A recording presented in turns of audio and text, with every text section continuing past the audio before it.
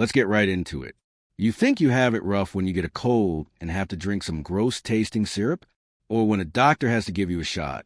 Well, humanity's medical history is a horror show filled with treatments so barbaric, they make a flu shot look like a spa day. For thousands of years, the line between healing and outright torture wasn't just blurry, it was non-existent. Doctors with a straight face would prescribe things that would make a horror movie villain blush. These weren't fringe ideas. This was mainstream medicine. So, let's take a look at the cures that were arguably worse than the disease. Here are 9 ancient medical cures that were actually torture. Number 9, radium-infused everything. We start in the early 20th century, a time when science was making huge leaps. We just discovered this magical new element called radium. It glowed in the dark, gave off energy, and scientists were baffled by it. And what do humans do when they find something new and powerful they don't understand? That's right, they put it in their food. Following its discovery by Marie Curie, radium was hailed as a miracle cure-all. People believe its radiant energy could energize the body, cure diseases, and even reverse aging. It was a superfood of the 1920s. And so began the radium craze. Companies started infusing everything with radium. You could drink Radioactive, a certified radium-infused water that promised to add vigor and vitality to your life. There were radium-laced chocolates, radium bread, radium toothpaste, and even radium jockstraps. Yes, you heard that right. People were irradiating their most sensitive parts in the name of health. The problem, which should have been obvious, is that radium is violently radioactive. You're not drinking a health tonic. You're drinking liquid cancer. One of the most famous fans of Radioactive was a wealthy industrialist and socialite named Eben Byers. He was drinking nearly a bottle a day. For a while, he claimed he'd never felt better. But then, his body started to literally fall apart. The radium was embedding itself in his bones and blasting his cells with radiation from the inside out. His teeth fell out. His jawbone disintegrated. Holes formed in his skull. When he finally died in 1932, he was buried in a lead-lined coffin to contain the radioactivity still pouring out of his skeleton. When scientists exhumed his body decades later, his remains were still dangerously radioactive. The cure was a slow, agonizing execution. Number 8, corpse medicine. If you think putting radiation in your water is weird, wait until you hear about what was on the menu for centuries. Welcome to the world of corpse medicine, where the cure for your headache might just be a powdered Egyptian mummy. For hundreds of years, from the Roman era well into the 18th century, Europeans practiced a form of medical cannibalism.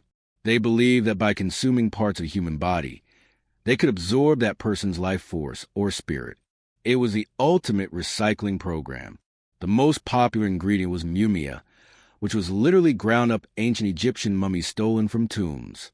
They'd mix the mummy dust into tinctures and pills to treat everything from headaches to bruises. It didn't matter that these mummies were just dried out, ancient bodies preserved with tar. To them, it was powerful medicine. But why stop at mummies? Fresh was even better. The blood of recently executed gladiators was a hot commodity in ancient Rome, believed to cure epilepsy. In the 16th century, doctors would prescribe human fat, skimmed from the bodies of executed criminals, to treat muscle aches. Some even believed that drinking blood directly from a dying person was the best way to absorb their vitality. Imagine going to the doctor with a cough and leaving a prescription that reads, "Find a recently deceased person, scrape some moss off their skull, and brew into a tea." That was a real thing called usnea. It was a complete free-for-all on the dead. This wasn't some back-alley voodoo. This was prescribed by the most respected physicians of the day. Number 7, hemiglycectomy for stuttering. Stuttering has always been a misunderstood condition, but in the 18th and 19th centuries, doctors came up with a solution that was as brutal as it was illogical. They decided the problem must be the tongue itself. It was too big or too unruly. So, what's the logical next step? You guessed it, cut a piece of it off. This barbaric procedure was called a hemiglycectomy. Without anesthesia, a surgeon would hold the patient's tongue with a hook or a fork, pull it out of their mouth, and slice a wedge-shaped piece out of it with a scalpel. The idea was that by making the tongue smaller, it would become more agile and the stutter would disappear. Of course, this is complete nonsense. Stuttering is a complex neurological issue, not a physical defect of the tongue. The patients who underwent this torture were often left with horrific consequences. Many bled to death on the operating table. Those who survived had to deal with a mutilated tongue, which often made their speech even worse. They had trouble eating, swallowing, and speaking at all. And the stutter? It almost always remained, now accompanied by a lifetime of pain and disfigurement. They took a frustrating but harmless speech impediment and cured it with a permanent, agonizing mutilation. It's a terrifying example of doctors trying to fix something they didn't understand by simply cutting it out. Number 6. Soothing syrups for babies. Every parent knows the nightmare of a teething baby. They cry, they scream, they can't sleep. In the 19th century, the golden age of patent medicine, companies saw a huge market. They rolled out dozens of soothing syrups for fussy infants. These products had reassuring names like Mrs. Winslow's Soothing Syrup and were marketed as a gentle, motherly solution to a baby's discomfort. There was just one tiny problem. These syrups were packed with hard drugs. We're talking about an absolute cocktail of narcotics. The primary active ingredient in Mrs. Winslow's was morphine, one of the most potent opiates in the world. Others contained opium, heroin, and massive amount of alcohol. These syrups didn't soothe the baby. They drugged it into a stupor. Of course, the baby stopped crying. It was either unconscious or high as a kite. Parents, having no idea what was in these bottles, would give them to their children for everything from teething pain to colic. Countless infants died from accidental overdoses. Many more became addicted to opiates before they could even walk. They would go through withdrawal when the syrup was taken away, leading parents to believe the original ailment was back, so they'd give them more. These companies were creating entire generations of baby junkies. The cure for a crying baby was to turn it into an addict, or worse, kill it. It wasn't medicine. It was poison in a bottle with a friendly label. Number 5, bloodletting. If you went to a doctor any time between ancient Greece and the late 19th century, chances are you were getting the same treatment no matter what was wrong with you. Bloodletting. Got a fever? Bloodletting. Broken leg? Bloodletting. Feeling a bit sad? You guessed it, bloodletting. It was the medical equivalent of hitting a broken TV to make it work. The practice was based on the ancient theory of the 4 humors: blood, phlegm, black bile, and yellow bile. They believed that all illnesses were caused by an imbalance of these fluids. Too much blood, for example, caused fevers and inflammation. So, the cure was to get rid of the excess blood. This was done in 2 main ways. Either a doctor would use a lancet to slice open a vein, or they would cover you in leeches and let them suck you dry. This was a terrible idea. Removing blood from an already sick person just makes them weaker. It drains their body of oxygen and nutrients, making it harder to fight off infection. In many cases, the bloodletting itself was what killed the patient. George Washington is a famous example. He came down with a throat infection, and over the course of a single day, his doctors drained nearly 4 liters of his blood. That's about 80% of all the blood in a human body. Unsurprisingly, he died shortly after. For over 2,000 years, the most common medical procedure in the world was actively harming and often killing the people it was supposed to help. Number 4, the lobotomy. Now we arrive at one of the most infamous procedures in medical history, the prefrontal lobotomy. Developed in the 1930s, it was seen as a miracle cure for a range of mental illnesses, from schizophrenia to depression. The theory was that by severing connections in the brain's prefrontal cortex, the seat of complex thought and emotion, you could calm a disturbed mind. The procedure was terrifyingly crude. The most famous practitioner, Dr. Walter Freeman, developed the ice pick lobotomy. It didn't even require a traditional operating room. The patient would be rendered unconscious with electroshock, and then Freeman would insert a long metal pick, literally an ice pick from his kitchen, into the corner of their eye socket. He'd hammer it through a thin layer of bone with a mallet, wiggle it around to sever the neural connections, and then repeat on the other side. The whole thing took about 10 minutes. Freeman was a showman. He traveled the country in his van, which he called the Lobotomobile, performing thousands of these procedures. But the cure was devastating. While it sometimes calmed agitated patients, it did so by destroying their personality. Patients were often left in a permanent vegetative state. Their memories, social abilities, and sense of self were gone. They were turned into empty shells, passive and emotionless. Rosemary Kennedy, the sister of JFK, was famously lobotomized and was left with the mental capacity of a toddler for the rest of her life. The lobotomy didn't cure mental illness. It erased the person. Number 3, mercury cures.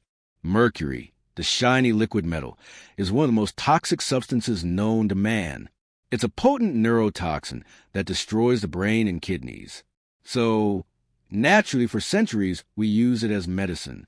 From ancient Persia to Renaissance Europe, alchemists and doctors were obsessed with mercury, believing it had purifying properties. Its most famous application was as a cure for syphilis. From the 15th to the early 20th century, if you contracted syphilis, you were in for a mercury treatment. This could mean a few things. You might have to swallow a mercury pill, rub a mercury ointment all over your body, or, in the most extreme cases, you'd be put in a heated box with mercury, forced to inhale the toxic fumes for hours.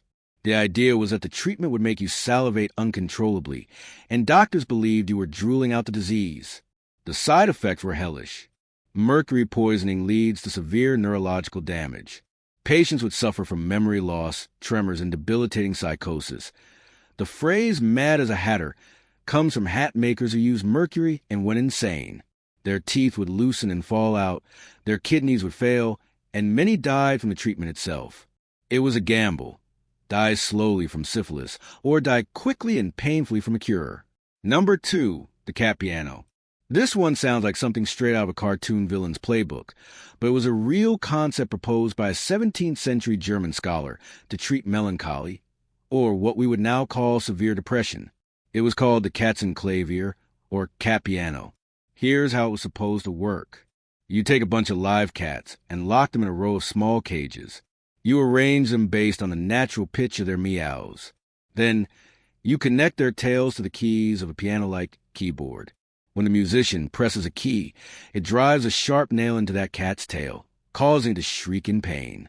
By playing different keys, you could, in theory, play a melody of agonized cat screams. The idea was that a person suffering from deep melancholy, who had lost all interest in life, would be so shocked and horrified by this grotesque spectacle that it would jolt them out of their stupor. The sheer absurdity and cruelty of the cat piano would supposedly break through their depression and bring them back to reality. It's unclear if a fully functional cat piano was ever actually built, but the fact that it was seriously proposed as a therapeutic device tells you everything you need to know about historical treatments for mental health. The cure for sadness was to witness extreme, pointless animal cruelty. Number 1, trepanning. And finally, we come to the oldest surgical procedure known to mankind, trepanning. We have found skulls with holes drilled in them that are over 7,000 years old. This wasn't some isolated practice. It happened all over the world, on every continent. And it is exactly what it sounds like. Trepanning is the act of drilling, cutting, or scraping a hole into the human skull of a living person. Why would anyone do this? Archaeologists believe it was done for a mix of magical and medical reasons. They likely thought that headaches, epileptic seizures, or mental disorders were caused by evil spirits trapped inside the head. The solution was simple. Drill a hole to let the demon out. It was a supernatural pressure release valve. Imagine this. You have a migraine. You go to the shaman. He sits you down, gives you a stick to bite on, and then, using a sharp piece of flint or obsidian, he starts scraping away at your skull. No anesthetic. No sterilization. Just a guy, a rock, and your head. The fact that many skulls show signs of healing means that people actually survive this nightmare. But the risks were astronomical. You could die from blood loss. The surgeon could slip and puncture your brain, or you could get a fatal infection. They were trying to cure a headache by giving you a life-threatening open wound on your head. It is the perfect symbol of ancient medicine. A brutal, terrifying procedure born from a complete misunderstanding of a human body that was more likely to kill you than cure you. So there you have it. Next time you complain about having to take a pill, Just be grateful you don't have a doctor standing over you with a jar of leeches or an ice pick. That's all for today. I'll be making similar videos in the future. Subscribe to see them.